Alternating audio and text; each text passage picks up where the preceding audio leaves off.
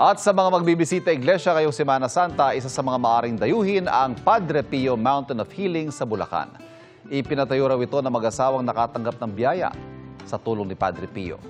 Tinutukan niya ni Von Aquino.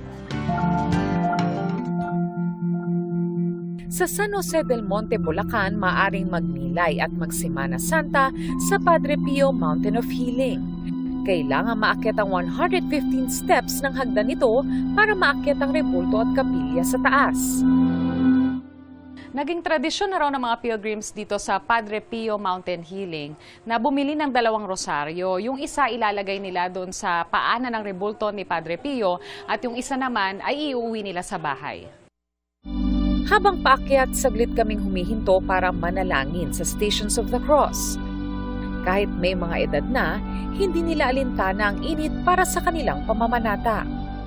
Sa tuktok kung nasa ng higanteng rebulto ni Saint Padre Pio, nakamamangha ang kabundukan at lunti ang tanawin sa paligid. Sobrang saya.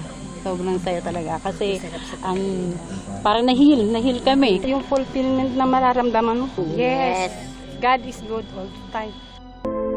Si Saint Padre Pio ay isang paring Italiano na kilala sa kanyang piety at charity.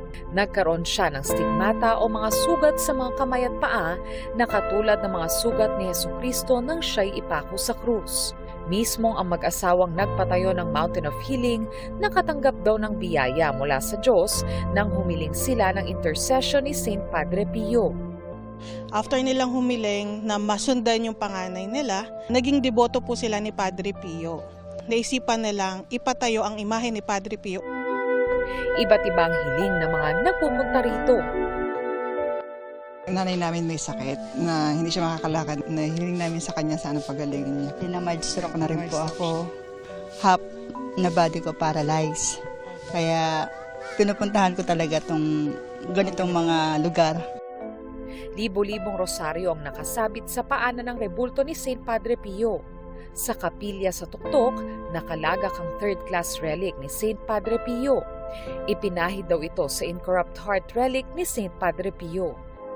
May souvenir shops at mga kainan din sa lugar.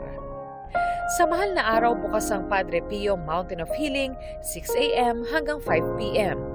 Para sa GMA Integrated News, Von Aquino, nakatutok 24 oras.